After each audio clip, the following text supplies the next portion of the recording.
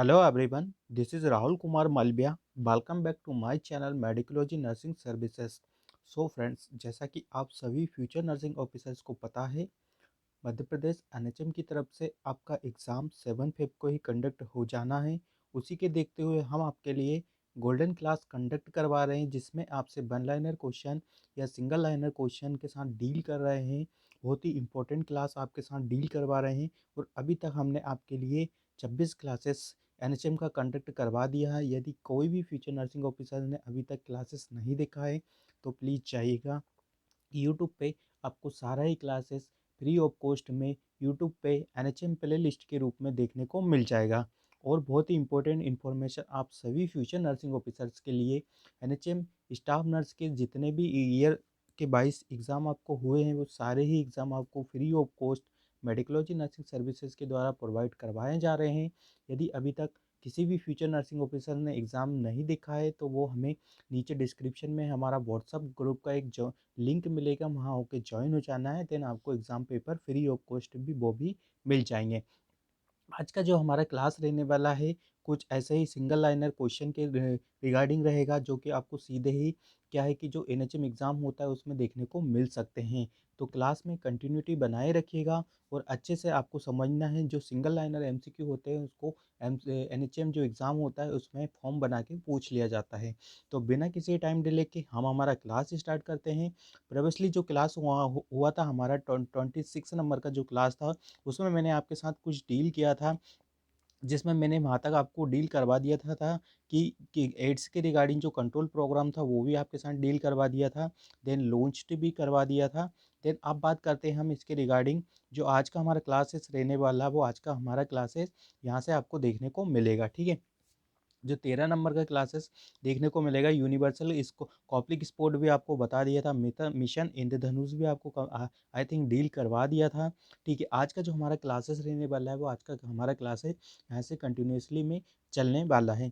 तो जो फर्स्ट आपसे क्वेश्चन पूछा जा रहा है, कोलेरा कोज्ड बाई किसके द्वारा कोज्ड होता है। तो जो कोलेरा आपको कोज्ड देखने को मिलता है वो किसके द्वारा देखने को मिलता है, तो वो बिब्लियो कोलेरा के में देखने को मिलता है। इसका कॉजेटिव एजेंट आपका विब्रियो कोलेरा देखने को मिलता है। आई होप आपको हर चीज़ समझ में आ रही होगी।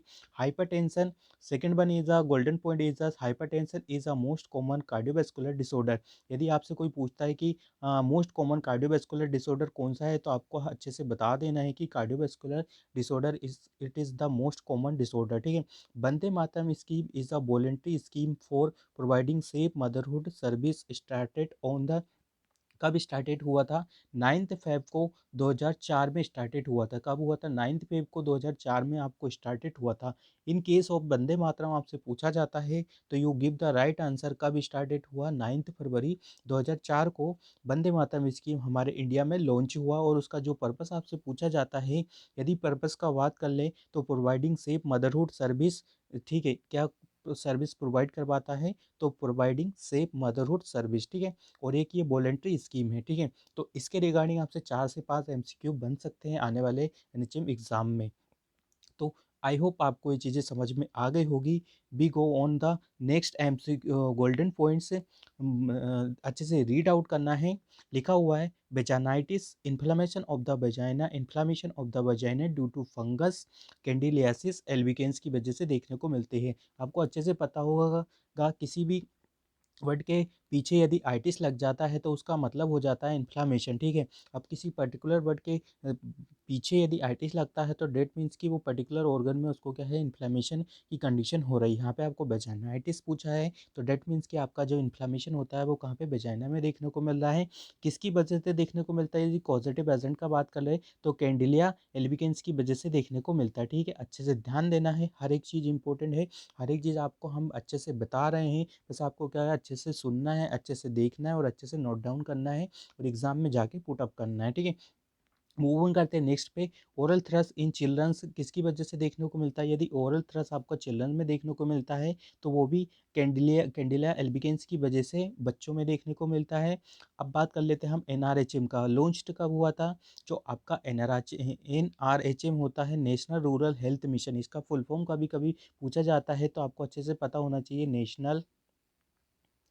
नेशनल रूरल हेल्थ मिशन, ठीक है। अच्छे से ध्यान रखना है कौन सा नेशनल रूरल हेल्थ मिशन इसका फुल फॉर्म रहने वाला है।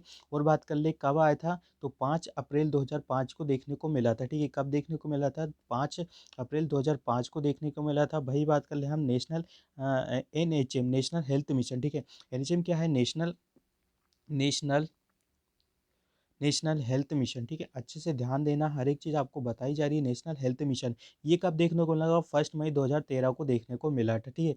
कब देखने को मिला था, 1 मई 2013 को देखने को मिला था आपको। आई होप आपको समझ में आ रहा होगा। It is the sub mission of the NRHM and the NUHM national urban health mission, ठीक है। आपका नेशनल अर्बन हेल्थ मिशन भी पूछा जाता है, कभी कभी इसका फुल फॉर्म पूछेंगे तो आप अच्छे से बता सकते हो, ठीक है। नेक्स्ट इंपॉर्टेंट गोल्डन पॉइंट्स का बात कर ली जाए। अब vaccine carrier contains 6 to 20 vaccine while, ठीक है। यदि एक वैक्सीन कंटेनर आपने देखा होगा उसमें कितना वैक्सीन कंटेनर हो सकता है, तो कितना 60 से लेके तो 16 से लेके तो 20 तक आप उसमें वैक्सीन वाइल हम पुटअप कर सकते हैं, ठीक है। तो ये चीज़ें यहाँ पे कंप्लीट हो गई। बात कर ले नेक्स्ट इंपॉर्टेंट थिंग का। Streptomycin is an anti-tubercular drug that cannot be given during pregnancy. It can cause cross placenta and the harm to the baby, ठीक है। जो आपका अच्छे से पता है कि जो स्ट्रेप्टोमाइसिन होता है वो कि एक एंटीबायोटिक है, ठीक है। एंटीबायोटिक ड्रग है, ठीक है। अच्छे से ध्यान रखना है, जो स्ट्रेप्टोमाइसिन होता है फ्यूचर नर्सिंग ऑफिसर्स वो क्या है, एंटीबायोटिक्स देखने को मिलता है। और आप सभी को अच्छे से पता होगा कि जो एंटीबायोटिक ड्रग्स है वो हम अवॉइड करते हैं प्रेगनेंसी में। सारे ही antibiotic, mostly of the antibiotics क्या करते हैं हम प्रेगनेंसी में सबको ही क्या करते हैं, अवॉइड करते हैं, ठीक है। क्यों करते हैं, क्योंकि जो आपका एंटीबायोटिक होता है वो क्या कर देता है कि आप it it can cross the placenta, ठीक है। जिससे क्या होता है कि बेबी को हार्मफुल इफेक्ट हो सकते हैं, ठीक है। वही बात कर ली जाती है, जो एंटीबायोटिक ड्रग है आपका स्ट्रेप्टोमाइसिन है, ये ट्यूबरकुलोसिस ड्रग है। इसकी वजह से आपको कॉम्प्लिकेशंस देखने को मिलते हैं, ठीक है।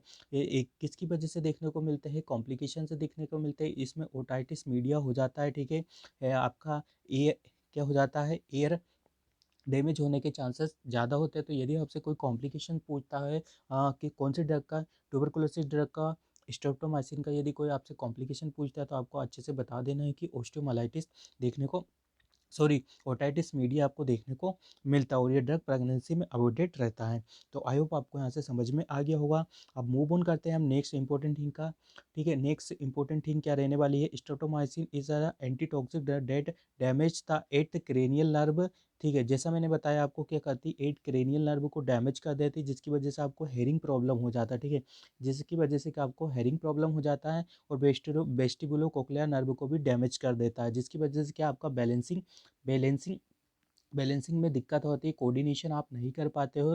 तो ये दो चीज़ें, आपका जो स्ट्रेप्टोमाइसिन ड्रग है आपका, दो कॉम्प्लिकेशन बहुत ही इंपॉर्टेंट है। हर एग्ज़ाम ये क्वेश्चन हमेशा ही पुटअप करता है। तो आई होप आपको समझ में आ गया होगा। अब बात करते हैं हम नेक्स्ट नंबर के गोल्डन पॉइंट का, germ theory of the disease given by the Louis Pasteur, ठीक है। जर्म थ्योरी किसने दिया था, तो जर्म थ्योरी आपको अच्छे से पता है कि किसने दिया था, तो वो लुईस पाश्चर ने दिया था। यदि father of the germ theory पूछे तो आपको लुईस पाश्चर बताना है, ठीक है। अब बात कर लेते हैं, यदि आशा का आपसे क्वेश्चन पूछा जाता है तो ASHA ASHA accredited social health activities activist, ठीक है। अच्छे से ध्यान देना, आशा का फुल फॉर्म पूछा जाता है तो एक्रेडिटेड सोशल हेल्थ एक्टिविस्ट रहने वाला है। जो आशा होती है वो किसके अंडर में काम करती है, तो एनआरएचएम के अंडर में काम करती है। इनको पोस्टेड कहाँ पे किया जाता है, तो इनको जो पोस्टेड किया जाता है विलेज लेवल पे किया जाता है। कितने पॉपुलेशन पे किया जाता है, तो 1000 पॉपुलेशन के अंडर में किया जाता है। यदि क्राइटेरिया या एजुकेशन क्वालिफिकेशन का बात कर ली जाती है तो 10th क्लास पास्ड होना चाहिए। और जो उसका एज है वो 25 से लेके तो 45 एज उसका यहाँ पे क्राइटेरिया मेंशन किया हुआ है। तो आई होप आपको आशा के रिगार्डिंग सारी चीज़ें समझ में आ गई होगी। अब बात कर ले जननी शिशु सुरक्षा कार्यक्रम कब स्टार्ट हुआ था, तो जो जननी शिशु सुरक्षा कार्यक्रम है वो आपको 1 जून में स्टार्ट हुआ था 2005 में, ठीक है। अच्छे से ध्यान देना है। जननी शिशु सुरक्षा कार्यक्रम कब हुआ था, 1 जून में देखने को मिला था। और 2011 में कौन सा कैंपेन चला गया था, GOB completed free in the cashless service यहाँ पे स्टार्ट किया था, ठीक है। कौन सा किया था, 2011 में स्टार्ट किया था, कैशलेस सर्विस स्टार्ट किया था। इसमें क्या क्या इंक्लूड किया जाता है, तो इसमें इंक्लूड किया जाता है, आपको अच्छे से पता होना चाहिए, pregnant women including normal delivery and the caesarean operation and the sick newborn up to 30 days तक बच्चों बच्चों को यहाँ पे गवर्नमेंट फैसिलिटीज़ प्रोवाइड की करवाई जाती है, ठीक है। जननी शिशु सुरक्षा कार्य योजना में क्या देखने को मिलता है आपको, जो जननी शिशु सुरक्षा कार्यक्रम है जीएसएस करके आपसे पूछा जाता है, 1 जून 2011 को देखने को मिलता है गवर्नमेंट ऑफ इंडिया की तरफ से, ठीक है। मैंने आपको 2005 को बताया था वो जननी शिशु सुरक्षा कार्यक्रम होता है, ठीक है। जननी शिशु जो सो फ्रेंड्स, जैसा मैंने आपको बताया था कि क्या होता है कि क्या देखने को मिल रहा था जीएसवाई जननी शिशु योजना, ठीक है, जननी सुरक्षा योजना है। और ये जो मैंने आपको बता रहा हूँ ये क्या देखने को मिलता है, ये जननी शिशु सुरक्षा कार्यक्रम है। जो जननी शिशु योजना है वो आपको एनएचएम के तहत है ना, कितने 2005 में आपको देखने को मिला था, ठीक है। तो आई होप आपसे यहाँ से सारी चीज़ें क्लियर हो गई होगी। अब बात करते हैं हम, national AIDS control organization is located in, तो यहाँ पे पूछा गया है कि नेशनल एड्स कंट्रोल लोकेटेड कहाँ पे रहता है, तो न्यू दिल्ली में रहता है, ठीक है। और इसके रिगार्डिंग और रिलेवेंट चीज़ें आपको बताएं तो जो डब्ल्यूएचओ का हेडक्वार्टर है हमारे इंडिया में वो भी न्यू दिल्ली में देखने को मिलता है। आपके आईएनसी का जो हेडक्वार्टर है वो भी न्यू दिल्ली में देखने को मिलता है, ठीक है। कहाँ देखने को मिलता है, न्यू दिल्ली में देखने को मिलता है। तो आई होप आज से इससे रिलेवेंट चीज़ें आपको समझ में आ गई होगी, ठीक है। अब बात कर लेते हैं, gross root level worker in the health care delivery system are anganwadi worker and a train birth attendant, ठीक है। यदि आपसे gross level health care worker पूछा जाता है तो उसका नाम क्या देना है आपको, आंगनबाड़ी वर्कर या ट्रेन बर्थ अटेंडेंट देना है, ठीक है। क्या देना है, ट्रेन अटेंडेंट बर्थ देना है, ठीक है। तो आपको ये चीज़ें समझ में आ गई होगी। एंड एक्रेडिटेड सोल्थ हेल्थ एक्टिविटीज, इसका फुल फॉर्म देखने को मिलेगा। मोस्ट कॉमन अपॉर्चुनिस्ट इन्फेक्शन इस कौन सा देखने को मिलेगा, एड्स है इंडिया में, in tuberculosis meningitis is caused by the neisseria meningitis की वजह से देखने को मिलता है, ठीक है।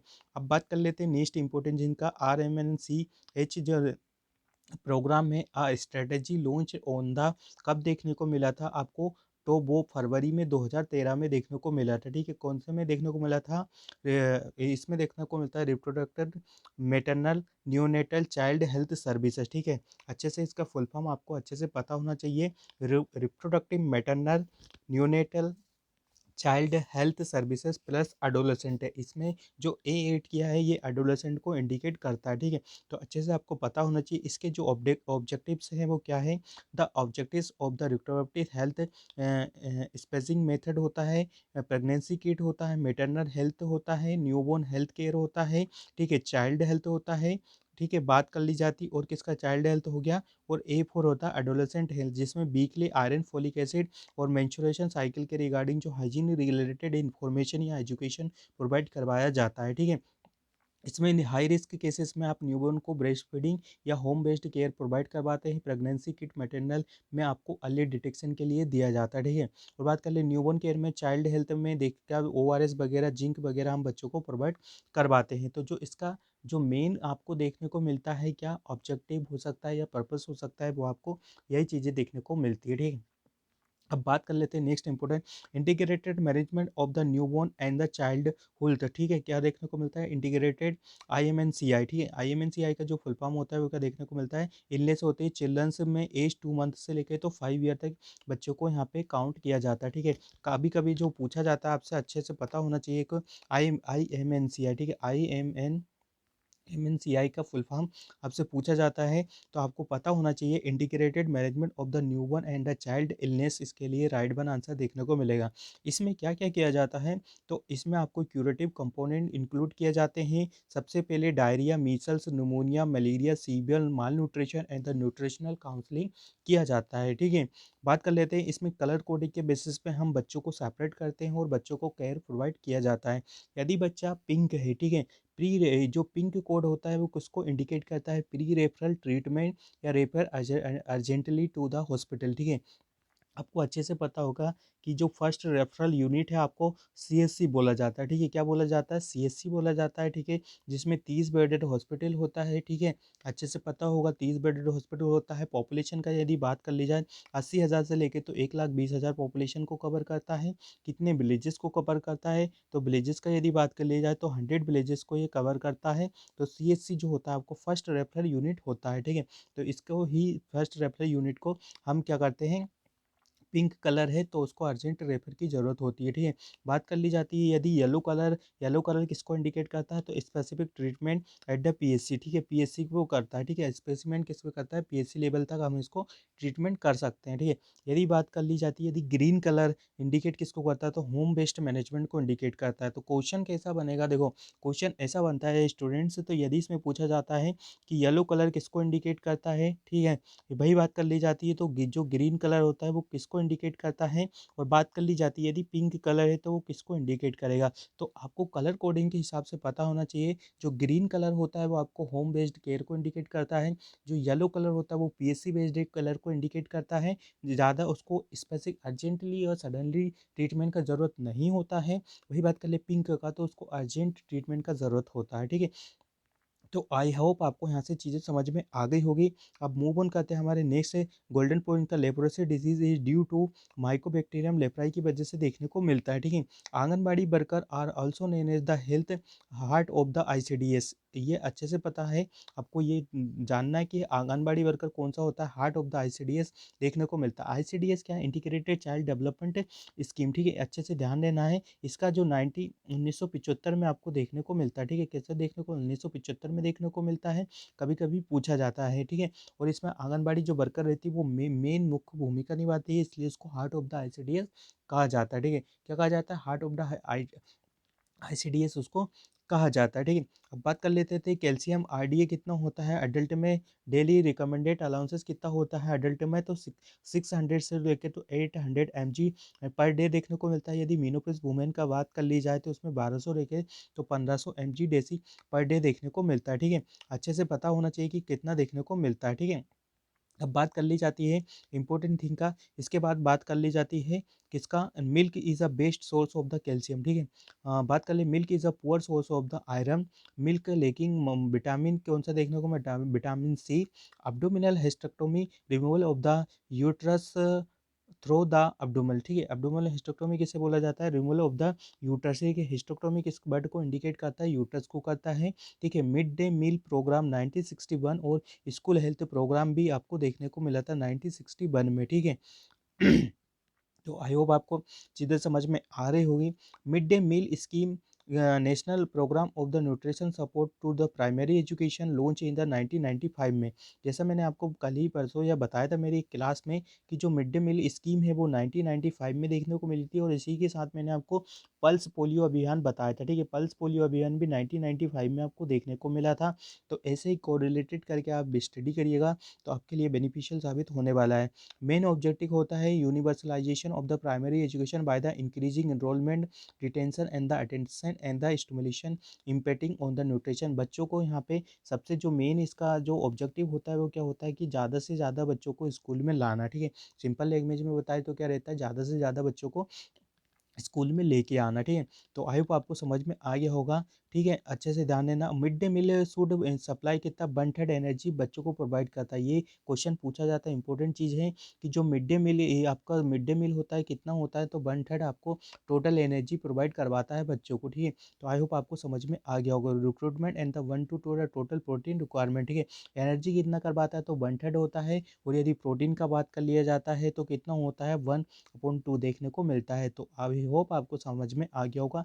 विटामिन ए प्रोफाइलैक्सिस प्रोग्राम 1970 में देखने को मिला था, ठीक है। 1970 में विटामिन ए प्रोफाइलैक्सिस प्रोग्राम देखने को मिला था। Syphilis is due to treponema pallidum की वजह से देखने को मिलता है, ठीक है। अच्छे से ध्यान देना है। बीडीआरएल टेस्ट का कभी कभी फुल फॉर्म पूछा जाता है। Venereal disease research laboratory test होता है, screening test for the syphilis के लिए किया जाता है। Confirmatory test for the syphilis के लिए भी यही रहने वाला है, ठीक है। बिडाल टेस्ट, कन्फर्मेटरी टेस्ट आपका टाइफाइड का देखने को मिला, ठीक है।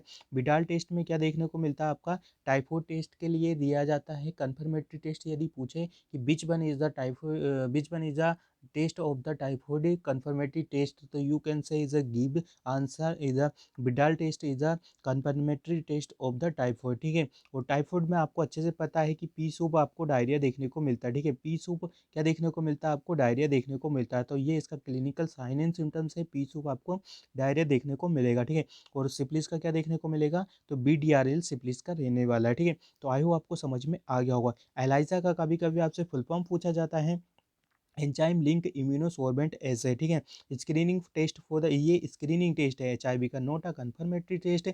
कंफर्मेटरी टेस्ट आपको अच्छे से पता है एचआईवी का क्या देखने को मिलता है, तो वेस्टर्न ब्लॉट टेस्ट देखने को मिला है, ठीक है। कौन सा देखने को मिलेगा, तो वेस्टर्न ब्लॉट टेस्ट आपको एचआईवी का देखने को मिलेगा। और यदि कंफर्मेटरी टेस्ट है और स्क्रीनिंग टेस्ट दोनों ही अलग अलग होते हैं, ठीक है। तो आई होप आपको समझ में आ गया होगा, ठीक है। और बात कर लेते हैं हम मेनार्की कब देखने को मिलता है आपको, तो जो मेनार्की होता है वो 15 ईयर तक देखने को मिलता है और 45 ईयर तक की एज में मीनोपॉज का कंप्लीट हो जाता है, ठीक है।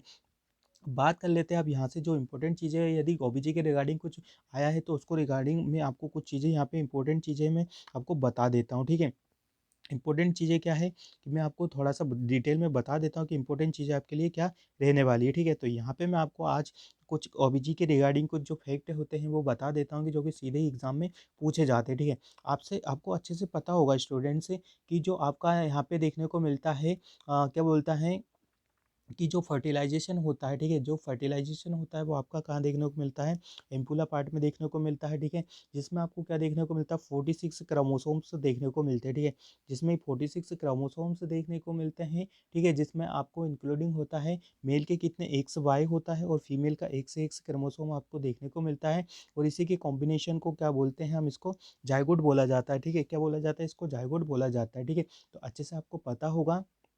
अब बात कर ली जाती है, किसका बात कर ली जाती है, नेक्स्ट इंपॉर्टेंट गोल्डन पॉइंट्स का यदि मैं बात बताऊं आपको तो क्या इंपॉर्टेंट रहने वाला है, ठीक है। इम्प्लांटेशन आपका कब देखने को मिलता है, यदि आपसे क्वेश्चन बना के पूछा जाता है कि इम्प्लांटेशन कब होता है, तो जो इम्प्लांटेशन वो होता है 6 से लेके तो 10 डेज आफ्टर ओवुलेशन, ठीक है।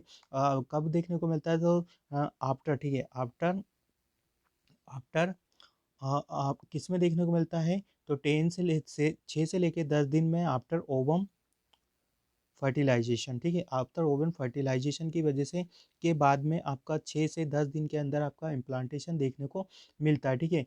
क्या देखने को मिलता है, आपका इम्प्लांटेशन देखने को मिलता है, ठीक है। और ये कुछ गोल्डन पॉइंट का बात कर ली जाती है, क्या रहता है, आपने सुन के रखा होगा कि जो कोरियन होता है, ठीक है, कोरियन होता है, कभी-कभी क्वेश्चन पूछ लिया जाता है जो कोरियन होता है, ठीक है, कोरियन, ठीक है, नाम सुन के रखा होगा कि जो कोरियन होता है वो क्या देखने को मिलता है, जो कोरियन होता है वो आपका आउटर मोस्ट लेयर होता है, किसका होता है, प्लाज़ेंटा का, ठीक है, किसका होता है, outer outer most layer of the placenta, ठीक है। क्या होता है, प्लासेंटा का आउटर लेयर होता है देखने को मिलता है, ठीक है। तो ये चीज़ें इंपॉर्टेंट चीज़ें हैं जो आपको बताई जा रही है, अच्छे से नोट डाउन कर लीजिएगा। ये सीधे ही वन लाइनर क्वेश्चन है, आपको ये आने वाले एग्जाम में देखने को मिल सकता है, ठीक है। क्या देखने को मिलता है, आने वाले एग्जाम में आपको देखने को मिल सकता है, ठीक है। तो आई होप आपको समझ में आ गया होगा कि क्या चीज़ें देखने को मिलती है, ठीक है। और इम्पोर्टेंट चीज़ें का यदि बात कर ली जाए ओबीजी के रिगार्डिंग, तो जो eighth week of the gestational होता है, ठीक है, एट्थ वीक ऑफ जेस्टेशनल आपका देखने को मिलता है, उसको क्या बोला जाता है, तो उसको फीटस बोला जाता है, ठीक है। उसको क्या बोला जाता है, तो उसको हम फीटस बोलते हैं, ठीक है। अच्छे से ध्यान देना है कि उसको हम क्या बोला जाता है, तो उसको हम फीटस बोलते हैं, ठीक है। क्या बोलते हैं, उसको हम फीटस बोलते हैं, ठीक है। अच्छे से पता होना चाहिए कि इसको क्या बोला जाता है, तो उसको हम फीटस बोला जाता है, ठीक है। तो आई होप आपको चीज़ें यहाँ से समझ में आ रही होगी कि जो ओबीजी के रिगार्डिंग जो क्वेश्चन बनता है वो हमेशा ही इंपॉर्टेंट क्वेश्चन बनता है, ठीक है। और यदि बात कर ली जाए जो बच्चों का हार्ट डेवलपमेंट होता है वो कितने में 3 to 4 वीक्स में देखने को मिलता है, ठीक है। कितने में देखने को मिलता है, 3 to 4 वीक्स में हो जाता है। यदि डे का बात कर ले तो 21 डेज में आपको हार्ट का जो बच्चों का जो हार्ट होता है वो ड्यूरिंग एम्ब्रियोनिक पीरियड में आपको देखने को मिल सकता है, ठीक है। और क्या-क्या चीज़ें इंपॉर्टेंट होती है जो कि ओबीजी के रिगार्डिंग हमसे पूछा जाता है। तो देखो ओबीजी के रिगार्डिंग जो चीज़ें आपसे पूछी जाती है, 12th वीक में जेस्टेशन की यदि बात कर ली जाती है, ठीक है, ठीक है। किसका 12th वीक ऑफ जेस्टेशन का यदि बात किया जाता है, तो फंडस कहाँ देखने को मिलता है, आपको जो क्वेश्चन डायरेक्ट पूछा जाता है मैं आपको वही चीज़ें बताऊँगा, ठीक है, डिटेल में बताऊँगा जो चीज़ें होने वाली है। कब देखने को मिलता है, ये लेवल ऑफ द अम्बिलिकस में देखने को मिलता है। कभी-कभी जो पूछा जाता है कि 20 वीक में आपको फंडस कहाँ देखने को मिलता है, तो लेवल ऑफ द अम्बिकस में देखने को मिलता है, लेवल ऑफ अम्बिकस में देखने को मिलता है, ठीक है। अम्लीकस में देखने को मिलता है, ठीक है। 20 वीक में आपका जो फंडस है वो कहाँ देखने को मिलता है, 20 वीक में आपको फंडस कहाँ देखने को मिलता है, लेवल ऑफ द अम्लीकस में देखने को मिलता है, ठीक है। अच्छे से पता होना चाहिए कहाँ देखने को मिलता है, लेवल ऑफ द अम्लीकस आपको 20 वीक में देखने को मिलता है, ठीक है। वही बात कर ली जाती है यदि 36 वीक का बात कर ली जाती है, तो जो आपका फंडस होता है स्टूडेंट्स, जो आपको फंडस होता है वो कहाँ देखने को मिलता है, lower border of the rib cage में देखने को मिलता है, ठीक है। कहाँ देखने को मिलता है, लोअर बॉर्डर, ठीक है, lower border of the rib cage, ठीक है। क्योंकि जो बच्चा जो ग्रो करता है, जिसकी वजह से क्या देखने को मिलता है, उसका हाइट रेट आपको देखने को मिलेगा, ठीक है। जिसकी वजह से क्या देखने को मिलेगा, आपको हाइट रेट देखने को मिलेगा, ठीक है। अच्छे से ध्यान देना है। तो ये चीज़ें इंपॉर्टेंट चीज़ें ओबीजी के रिगार्डिंग आने वाले एनएचएम एग्जाम में सीधे ही पूछ ली जाएगी, ठीक है। आपको अच्छे से पता है कि प्री मेच्योर क्या होता है, ठीक है। प्री मेच्योर यूनिट क्या होता है कि जो बच्चा होता है बिफोर 37th वीक से क्या होता है, उसका क्या हो जाता है, बोर्न हो जाता है, ठीक है। क्या हो जाता है, बोर्न हो जाता है, जिसकी वजह से उसको प्रीमेच्योर हो जाता है। और जो आपको कल भी मैंने आपको अच्छे से बताया था शायद, कि जो ज़्यादातर बच्चों का डेथ आपको मोर्टालिटी देखने को मिलती है, वो प्रीमेच्योरिटी में देखने को मिलती है। लो बर्थ वेट बेबी भी आपका प्रीमेच्योरिटी वाले बेबी ही हमेशा पाए जाते हैं। मोस्ट कॉमन जो लो बर्थ वेट बेबी होते हैं वो प्रीमेच्योरिटी की कंडीशन में देखने को मिलता है, ठीक है। अब बात कर ली जाती है और इम्पोर्टेंट थिंग का, कि जो ओबीजी के रिगार्डिंग आपसे पूछा जाने वाला है क्या रहता है, आपको अच्छे से पता होगा कि ग्रेविडा किसे बोलते हैं, ठीक है। ग्रेविडा, ठीक है, अच्छे से पता होगा कि ग्रेविडा किसे बोलते हैं। जो ग्रेविडा होता है, जिसमें क्या देखने को मिलता है, नंबर ऑफ द प्रेगनेंसी हम काउंट करते हैं कि वुमेन का कितना pregnancy regardless of the outcome. इसमें हम आउटकम देखते नहीं है, ठीक है। कितना देखते हैं, number of the pregnancy is a women has had regardless of the outcome, ठीक है। इसमें हम देखते हैं ग्रेविडा में कि कितना नंबर ऑफ द प्रेगनेंसी हो रखा है, ठीक है। अब बात कर लेते हैं, एक पैरा सुन के रखा होगा, ठीक है। पारा या पैरा होता है, जिसमें हम क्या कहते हैं, number of the pregnancy date reach viability. मतलब क्या होता है, नंबर ऑफ द प्रेगनेंसी, ठीक है। इसमें number of the pregnancy count की जाती है कि वो बायबिलिटी मतलब बच्चे को जन्म देने तक है या नहीं है, regardless of the whether the foetus was deliver or the still birth, ठीक है। इसमें ये काउंट नहीं किया जाता है कि आपका जो बेबी होता है वो स्टिल बर्थ भी हो सकता है, और आपका जो बेबी है वो क्या हो सकता है, लाइव भी हो सकता है और अलाइव भी हो सकता है, ठीक है। तो इसके लिए जो किया जाता है वो कंसिडर किया जाता है पैरा में, ठीक है। मल्टी पैरा क्या हो जाती है, जो आपको अच्छे से पता है कि जो वुमेन होती है had the two or the more pregnancy that progress to viability, ठीक है। उसको क्या बोला जाता है, पेरा का मतलब आपको अच्छे से पता होना चाहिए कि वह लेडी जो अपनी प्रेगनेंसी की कंडीशन में क्या होता है, बाइबिलिटी को क्रॉस कर जाती है, मतलब 20 वीक से ज़्यादा वो हो जाती है, तो उसको हम बाइबिलिटी कहते हैं, ठीक है। जो बच्चा सांस लेना या बच्चा खुद से जीवित हो सकता है, तो उसको बाइबिलिटी की पीरियड की कंडीशन में हम उसको रखा जाता है, ठीक है। क्या रखा जाता है, तो उसकी कंडीशन में उसको रखा जाता है, ठीक है। और इम्पोर्टेंट चीज़ें क्या रखने वाला है, जो कि आपसे एनएचएम पूछ सकता है ओबीजी के रिगार्डिंग। तो आपसे यदि ओबीजी के रिगार्डिंग पॉजिटिव पॉजिटिव साइन पूछते हैं यदि प्रेगनेंसी के, ठीक है, positive sign of the pregnancy किस में देखने को मिलता है, तो आपको अल्ट्रासाउंड से एविडेंसेस क्या देखने को मिलता है, हार्ट रेट देखने को मिलती है, ठीक है। हार्ट रेट देखने को मिलती है बेबी का, और फीटल मूवमेंट फेल्ट करते हैं हम, किससे फीटल मूवमेंट फेल करते हैं और हार्ट रेट देखते हैं, तो ये आपको अल्ट्रासाउंड से देखने को मिलता है। जिसमें क्या देखने को मिलता है आपको, कब देखने को मिलता है आपका, तो इसमें आप देख सकते हैं 4 मंथ ऑफ द जेस्टेशनल, ठीक है। 4 मंथ ऑफ द जेस्टेशनल में देखने को मिलता है, जिसमें फीटल हार्ट रेट आपको सुनने को देखने को मिलता है, और फीटल मूवमेंट, ये सारे ही पॉजिटिव साइन होते हैं आपकी प्रेगनेंसी के, ठीक है। क्या होते हैं, पॉजिटिव साइन होते हैं आपकी प्रेगनेंसी के। तो आई होप आपको चीज़ें समझ में आ रही होगी, जो ओबीजी के रिगार्डिंग आपको कंटेंट पढ़ाया जा रहा है, वो इंपॉर्टेंट कंटेंट आपके लिए रहने वाला है, ठीक है। और क्या बात करें यदि क्यूकनिंग का बात करें, ठीक है, क्यूकनिंग का बात करें, तो ये क्या कंडीशन होने वाली है, यदि क्विकनिंग का बात करें, तो ये प्रेजेंटिव साइन है। यदि presumptive sign of the pregnancy आपसे पूछा जाता है, तो क्विकनिंग देना है, ठीक है। और ये कब देखने को मिलता है, जो क्विकनिंग होता है वो 16 से लेके तो 18 वीक्स में देखने को मिलता है, ठीक है। 16 से लेके तो 18 वीक्स में देखने को मिलता है। अब यही चीज़ें होती है कि यदि मल्टीपेरा होता है, तो उसमें क्विकनिंग आपसे पहले ही देखने को मिल जाती है 16 वीक्स में। और यदि क्या बोलते हैं, फर्स्ट टाइम यदि कोई लेडी प्रेगनेंसी की कंडीशन में है, तो उनको क्या देखने को मिलता है, 18 वीक्स में उनको क्विकनिंग देखने को मिलता है, ठीक है। आई होप आपको समझ में आ रहा होगा कि जो कि ओबीजी के रिगार्डिंग जो भी क्वेश्चंस हम डील करवा रहे हैं, ठीक है। अब बात कर ली जाती है नेक्स्ट इंपॉर्टेंट थिंग का, कि क्या रहने वाला है, जो आपने सुन के रखा होगा, जो गुडेल साइन होता है, ठीक है। गुडेल साइन होता है, आपको अच्छे से पता होगा, जो गुडेल साइन होता है वो क्या देखने को मिलता है आपको, तो अच्छे से पता होना चाहिए कि जो गुडेल साइन होता है वो सॉफ्टनिंग ऑफ द, ठीक है। गुडेल साइन क्या होता है? सॉफ्टनिंग ऑफ द सर्विक्स, ठीक है। गुडेल साइन क्या होता है? सॉफ्टनिंग ऑफ द सर्विक्स से देखने को मिलता है, ठीक है।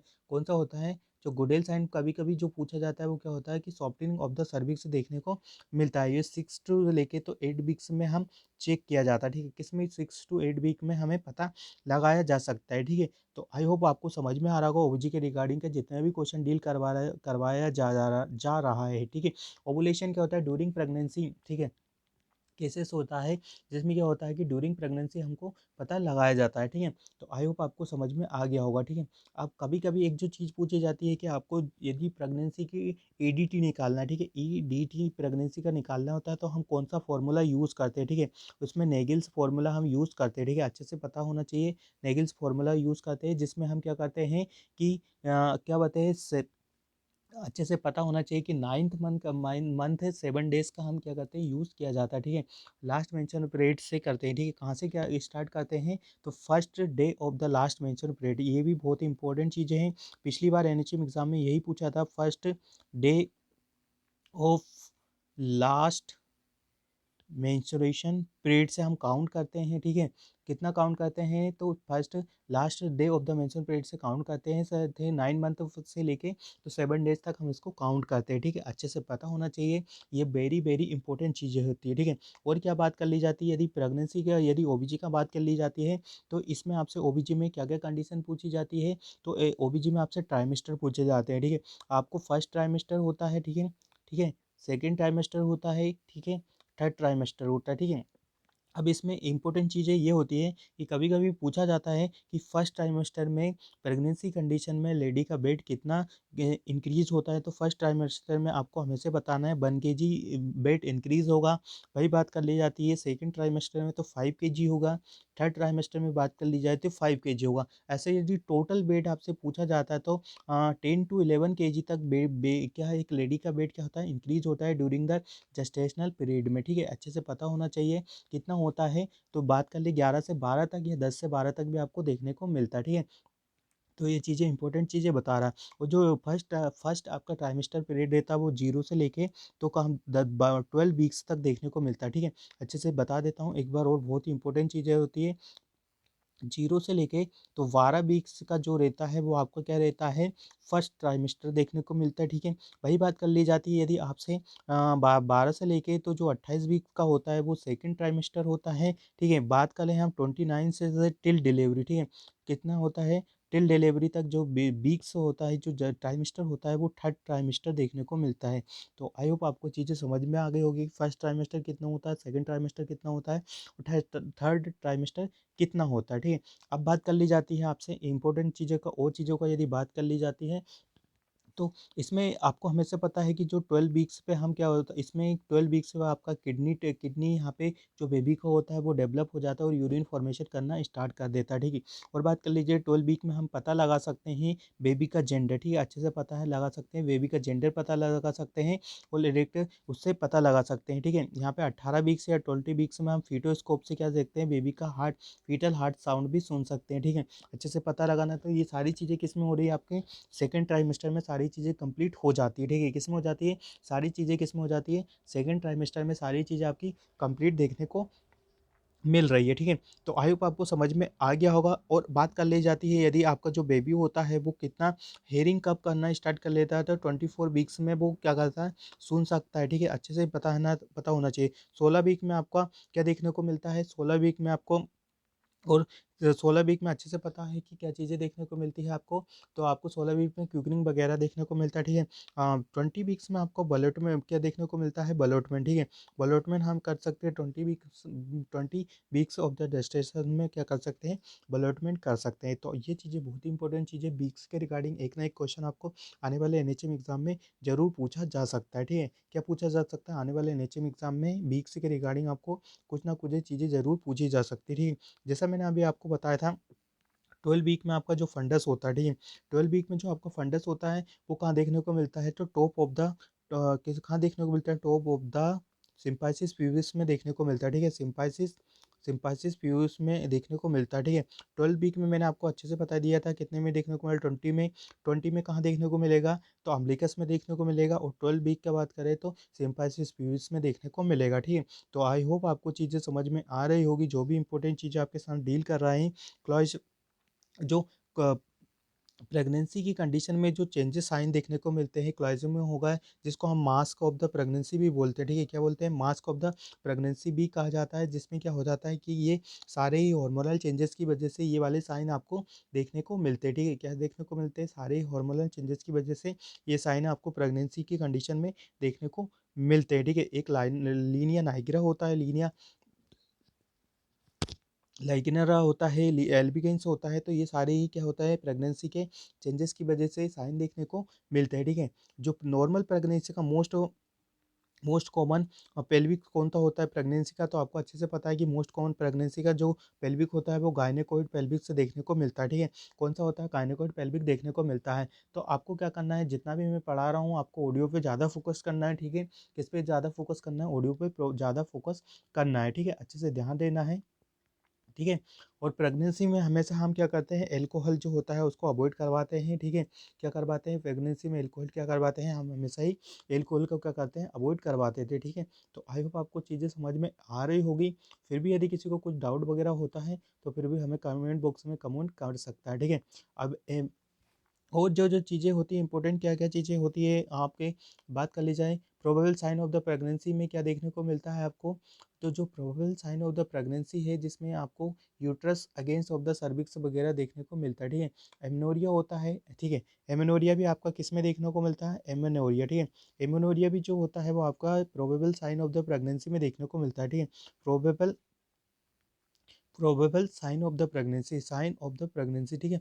ये चीज़ें इसलिए है क्योंकि वन लाइनर क्वेश्चन और एमसीक्यू बना के पूछ लिया जाता है। डेवलपमेंट मैंने जैसा आपको बता दिया कि पाल्पेशन होता है और हम इसको 20 वीक्स में हम चेक कर सकते हैं, weeks of the pregnancy, 20 weeks of the pregnancy में हम इसको चेक कर सकते हैं, ठीक है। अच्छे से पता होना चाहिए कि कितने में कर सकते हैं, तो 20 वीक ऑफ द जेस्टेशन में हम इसको चेक कर सकते हैं, ठीक है। तो आई होप आपको सारी चीज़ें समझ में आ गई होगी, ठीक है। अब मूव ऑन करते हैं हमारे नेक्स्ट इंपॉर्टेंट गोल्डन पॉइंट्स का कि क्या रहने वाला है, ठीक है। जो इंपॉर्टेंट गोल्डन पॉइंट्स हम आपके साथ डील करवा रहे थे वो क्या देखने को मिलेगा, ठीक है। तो आप बात कर लेते हैं प्रेगनेंसी के रिगार्डिंग, सारी चीज़ें मैंने यहाँ पे कंडक्ट करवा दी है।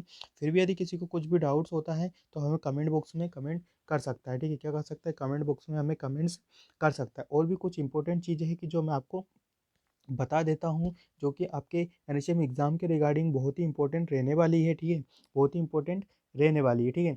और क्या-क्या देखने को मिलता है, कभी-कभी आपसे जॉइंट्स के रिगार्डिंग क्वेश्चन पूछा जाता है, ठीक है। मैं आपको इसमें से ही बता देता हूँ नॉर्मल तरीके से कि जॉइंट्स के रिगार्डिंग कुछ-कुछ क्वेश्चंस पूछे जाते हैं। तो जो जॉइंट्स के रिगार्डिंग क्वेश्चन पूछे जाते हैं, मैं आपको यहीं पे थोड़ा डिटेल में बता देता हूँ कि क्या रहता है, ठीक है। जॉइंट्स आपको पता है कि जॉइंट्स हमारी बॉडी में प्रेजेंट होते हैं, जिसमें क्या होता है कि वो हमें हेल्प करवाते हैं, किसमें मूवमेंट वगैरह में हेल्प करवा देते हैं, ठीक है। अच्छे से पता होना चाहिए कि टाइप्स ऑफ द जॉइंट्स क्या क्या देखने को मिलता है, तो आपको जो फाइब्रस जॉइंट होता है, ठीक है। अच्छे से पता होना चाहिए जो फाइब्रस जॉइंट होता है वो क्या होता है, नॉन मूवेबल जॉइंट होता है, ठीक है। क्या होता है, नॉन मूवेबल जॉइंट होता है, ठीक है। यदि एग्जाम्पल का बात कर ली जाए तो आपका सूचर, ठीक है। फाइब्रस जॉइंट के साथ कौन-सा होता है? नॉन मूवेबल जॉइंट होता है। कार्टिलेनियस जॉइंट होता है, जिसमें क्या देखने को मिलता है, कार्टिलिनियेजस जॉइंट होता है, ठीक है। इसमें क्या होता है, ये स्लाइटली मूवेबल जॉइंट होता है, जिससे सिम्पाइसिस प्यूबिस वगैरह में देखने को मिलता है। कभी-कभी क्वेश्चन बना के पूछा जाता है कि where were the find of the synovial joint, where were the find of the cartilage joint, ठीक है। बात कर ले हम साइनोवियल जॉइंट का, ठीक है। अब किसका बात कर लेते हैं, साइनोवियल जॉइंट का बात कर लेते थे। ये फ्रीली मूवमेंट होता है, मतलब कंप्लीट तरीके से मूवमेंट होता है। जैसा यदि एग्जांपल का बात कर ले, आपका एल्बो हुआ, आपका नी हुआ और या आपका रिस्ट हुआ, ठीक है। क्या हुआ, नी हुआ, एल्बो हुआ, रिस्ट हुआ, ठीक है। अब बात कर लेते हैं कभी के जो क्वेश्चन हमेशा ही आपसे एग्जाम में के पॉइंट ऑफ व्यू से पूछा जाता है कि types of the synovial joint, ठीक है। क्या आपको पूछा जाता है, टाइप्स ऑफ द साइनेबल जॉइंट, ठीक है। टाइप्स ऑफ द साइनेबल जॉइंट पूछा जाता है, तो इसमें आपको हिंज हिंज जॉइंट देखने को मिलता है, ठीक है। क्या देखने को मिलता है, हिंज जॉइंट देखने को मिलता है। Ball and the socket joint देखने को मिलता है, ball and the socket joint देखने को मिलता है। फॉरवर्ड जॉइंट देखने को मिलता है, ठीक है।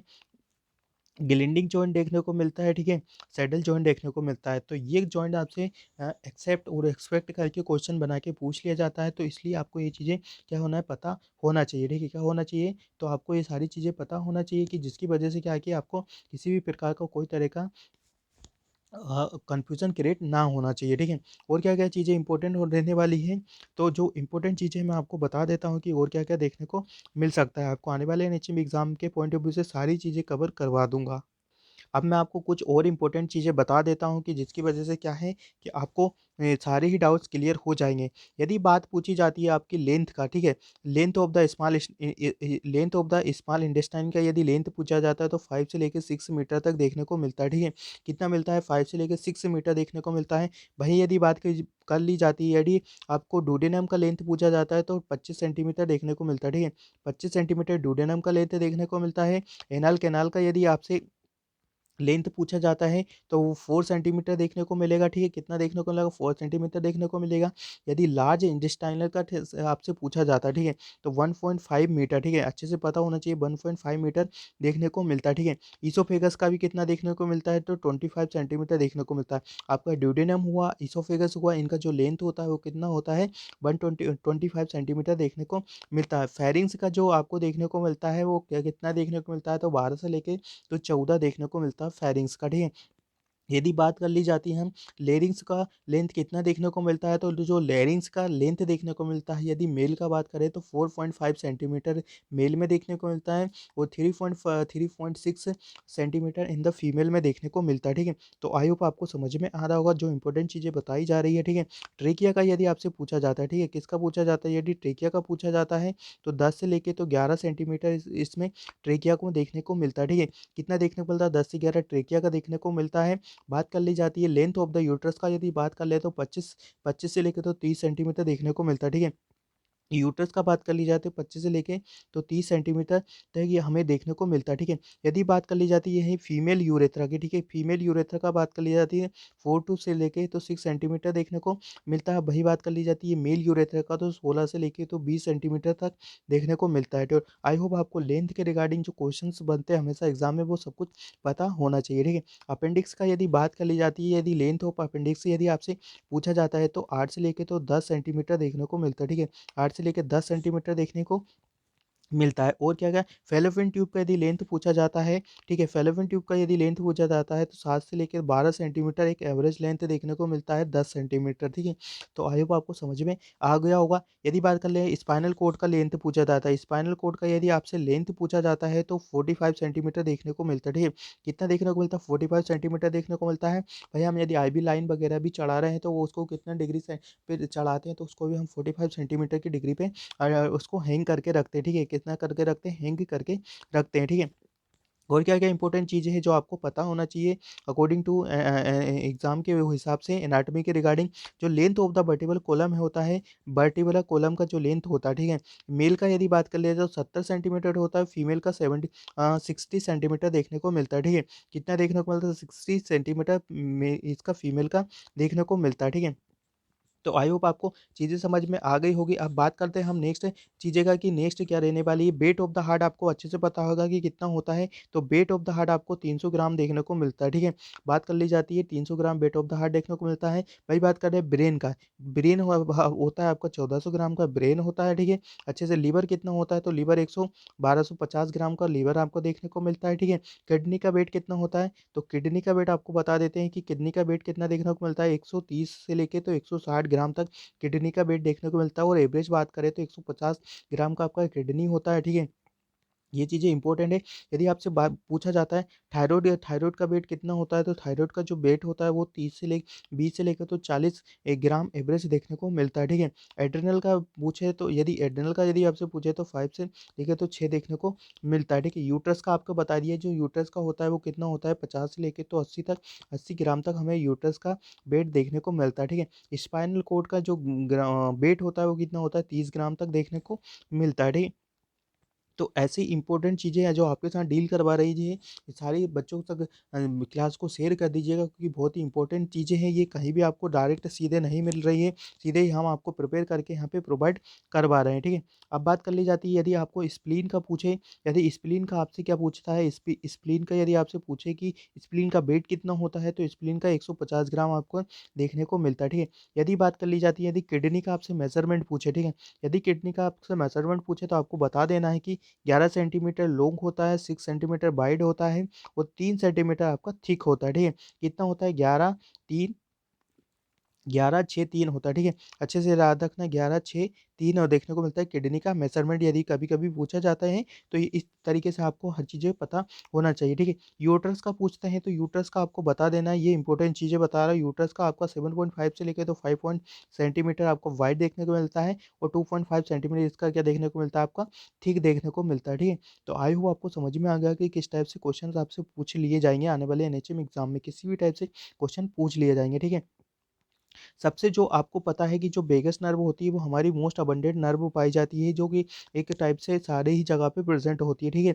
वेगस नर्व आपको अच्छे से पता है कि किस किस में कहाँ-कहाँ प्रेजेंट होती है, जिसकी वजह से बहुत सारी कंडीशन में हमको कॉन्ट्रा इंडिकेटेड होता है, ठीक है। क्या-क्या कॉन्ट्रा इंडिकेट होता है, तो सारी चीज़ें हमें अच्छे से पता होना चाहिए, ठीक है। Location of the thirst centre, ठीक है। Location of the thirst centre कहाँ देखने को मिलता है, आपको हाइपोथैलेमस में देखने को मिलता है, ठीक है।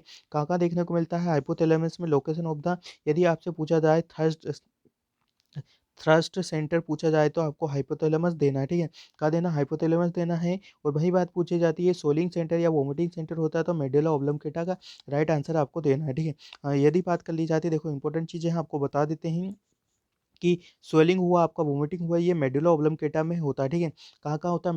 मेडुला ऑब्लोंगेटा में देखने को मिलता है, ठीक है। बात कर ली जाती है यदि आपसे पूछा जाता है लॉन्गेस्ट, ठीक है, लॉन्गेस्ट नर्व का यदि पूछा जाता है तो वो कौन-सा है? सियाटिक नर्व देखने को मिलता है, ठीक है। लॉन्गेस्ट नर्व यदि पूछा जाता है तो सियाटिक नर्व देखने को मिलता है। स्कल का बोन पूछा जाता है तो 22 बोन इज आपका स्कल का देखने को मिलता है, ठीक है। कितना देखने को मिलता है? 22 स्कल का बोन देखने को मिलता है, ठीक है। अच्छे से पता होना चाहिए, ठीक है। और क्या किया जाए, बॉक्सर मसल का यदि पूछा जाता है तो बॉक्सर मसल कौन-सी देखने को मिलती है आपकी? सर्टोलियस एंटीरियर मटर आपको देखने को मिलती है, ठीक है। तो आई होप आपको समझ में आ गया होगा कि कैसे आपको पढ़ना है और किस टाइप से आपसे एमसीक्यू पूछे जाने वाले हैं एनएचएम एग्ज़ाम में, ठीक है। तो आई होप आपको क्लास आज का जो हमारा क्लासेस है वो समझ में आया होगा, ठीक है। यदि आपको हमारा क्लासेस समझ में आ रहा है तो आपको क्या करना है, चैनल को सब्सक्राइब कर लेना है, बेल आइकन को प्रेस कर देना है, ताकि आने वाली ऐसी इन्फॉर्मेटिव क्लासेस आपसे मिस ना हो। और जो क्लास में कंटिन्यूएशन जो हमारा चल रहा है वो नेक्स्ट क्लास में आपको कंप्लीटली डील करवा दिया जाएगा। जो बीडीआरएल फुल फॉर्म आपको बता दिया, आशा का बता दिया था, डब्ल्यूएचओ का बता दिया था, आपको डायबिटिक मेलाइटिस के रिगार्डिंग भी आपको पंचायती राज जो ये क्वेश्चन है वो आने वाली क्लासेस में हम आपको डील करवा देंगे, नहीं तो क्लासेस बहुत ज़्यादा ही लंबा हो जाएगा, ठीक है। तो आप क्लास में कंटिन्यूअसली बनाए रखिएगा। कल जो हमारा क्लासेस होगा कंटिन्यूअसली तरीके से आपको इस क्लास का कंटिन्यूएशन बता दिया जाएगा कि आगे क्लासेस में कौन-कौन से और गोल्डन पॉइंट्स आपको देखने को मिल सकते हैं। ऐसे ही एडिशनल चीज़ें हम आपको साथ डील करवाते रहते हैं। तो यदि क्लास समझ में आया है तो क्लास को क्या करना है, ज़्यादा से ज़्यादा बच्चों को शेयर कर देना है, सबको ही क्लास स्प्रेड कर देना है और अच्छी तरीके से सारे ही जगह पे क्लास को फैला देना, ताकि सारे स्टूडेंट्स को इस बेहतरीन क्लास का मज़ा मिल पाए और अच्छे से वो क्या है कि एग्ज़ाम में अपने स्कोर गेन कर पाए और उसकी वजह से बच्चों का क्या है सिलेक्शन हो पाए। तो मिलते हैं इसी ही क्लास में, जब तक आप बने रहिएगा मेडिकोलॉजी नर्सिंग सर्विसेज के यूट्यूब चैनल पे। और बच्चों को बताना है कि एनएचएम यदि एग्ज़ाम पेपर किसी ने नहीं लिया है तो वो मेडिकोलॉजी नर्सिंग सर्विस से एनएचएम एग्ज़ाम पेपर ले सकता है, सारे ही फ्री ऑफ कॉस्ट में आपको एनएचएम एग्ज़ाम पेपर देखने को मिल जाएंगे। तो ऐसे ही क्लासेस पाने के लिए हमारे चैनल को सब्सक्राइब कर लीजिएगा, बेल आइकन को जाए दबा लीजिएगा और क्लासेस का नोटिफिकेशन भी सीधे आपके मोबाइल फ़ोन पे पहुंच जाएगा। तो मिलते हैं एक न्यू क्लास में न्यू अपडेट के साथ। ज़्यादा से ज़्यादा बच्चों को क्लास का लिंक शेयर करना है। Thank you so much guys. जय हिंद, जय भारत।